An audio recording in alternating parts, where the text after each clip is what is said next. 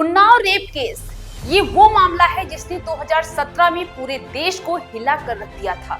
एक नाबालिग लड़की की हिम्मत, पावरफुल आरोपी की दबंगई और न्याय की लंबी जंग 2025 में फिर से सुर्खियों में आया जब दिल्ली हाई कोर्ट ने दोषी कुलदीप सिंह सेंगर को बेल दे दी, लेकिन सुप्रीम कोर्ट ने स्टे लगा दिया। आज हम बताएंगे पूरी कहानी, लेटेस्ट अपडेट और दोनों पक्षों के नए बयान के साथ। नमस्कार, मैं काजल तिवारी आपके साथ। आप देख रहे हैं भारत की बात। जून 2017, उन्नाव की 17 साल की लड़की नौकरी मांगने जाती है तत्कालीन बीजेपी विधायक कुलदीप सिंह सेंगर के पास। लालच देकर किडनैप कर गैंग रेप किया जाता है। एफआईआर नहीं लिखी जाती है। अप्रैल 2018 में पीड़िता के पिता को सेंगर के गुर्गों ने पीटा। पुलिस कस्टडी में उनकी मौत हो गई। पीड़िता सीएम घर के बाहर आत्मदाह की कोशिश करती है, तब केस हाईलाइट होता है और ये केस तब सबकी नजरों में आता है।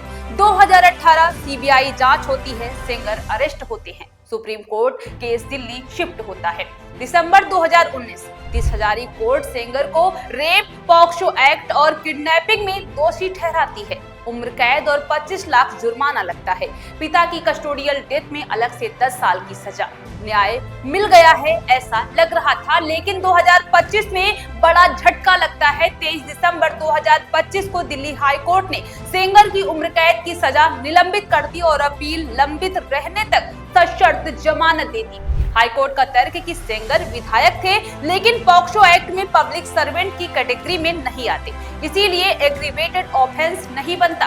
सेंगर ने 7 साल से ज्यादा जेल काट ली थी। इस फैसले से देश भर में आक्रोश हुआ। पीड़िता ने कहा कि ये हमारे लिए मौत जैसा है। दिल्ली में इंडिया गेट, जंतर मंतर पर प्रोटेस्ट हुए। पीड़िता और मां ने प्रदर्शन किया, कहा सेंगर बाहर आएगा तो हमारी जान को खतरा है।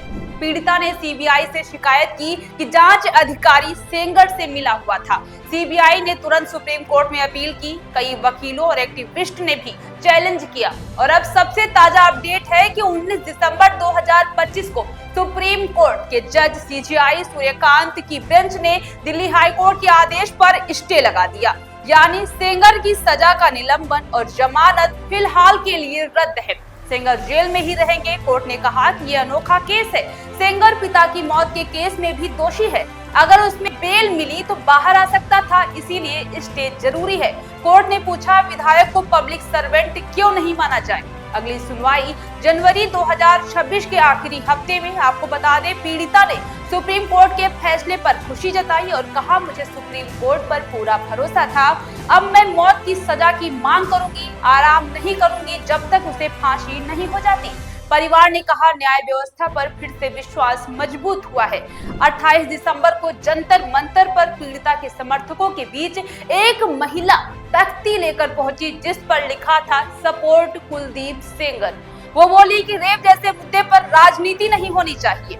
ये महिला कोई और नहीं, पुरुष आयोग से जुड़ी बताई गई। नाम था बरखा त्रेहान। प्रदर्शनकारियों ने कड़ा विरोध किया, शर्म करो के नारे लगे। सामाजिक कार्यकर्ता योगिता भयाना ने कहा, 97% रेप केस में पुरुष आरोपी होते हैं, ऐसे में दोषी का सपोर्ट जायज नहीं। दोनों पक्षों में तीखी बहस हुई, माहौल गर्मा गया। पीड़िता ने कहा, सेंगर बाहर आए तो जान को खतरा होगा। सीबीआई ने सुप्रीम कोर्ट में चैलेंज किया। दूसरी तरफ सेंगर की बेटियां सामने आई है।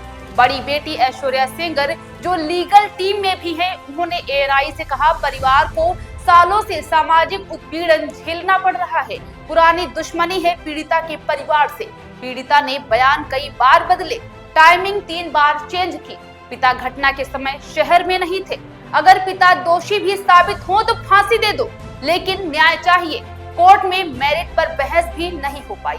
तो वही छोटी बेटी इशिता सेंगर ने एक्स पर ओपन लेटर लिखा, मैं थकी, डरी हुई और भरोसा खोती जा रही हूँ। 8 साल चुप रही, लेकिन अब परिवार को लगातार धमकियां मिल रही हैं। लोग हमें पावरफुल कहते हैं, लेकिन हम आवाजहीन हैं। दोनों बेटियां पिता की बेगुनाही का दावा कर रही हैं, परिवार की पीड़ा बता रही हैं। लेकिन देखते हैं अब क्या होता है। पीड़िता को न्याय मिलता है या ये केस ऐसे ही कोर्ट में लंबित रहता है? इसकी सारी जानकारी अब हमें जनवरी के आखिरी हफ्ते में मिलेगी, जब सुप्रीम कोर्ट अगली सुनवाई करेगा। मिलते हैं अगली जानकारी के साथ, तब तक के लिए बने रहे भारत की बात के साथ।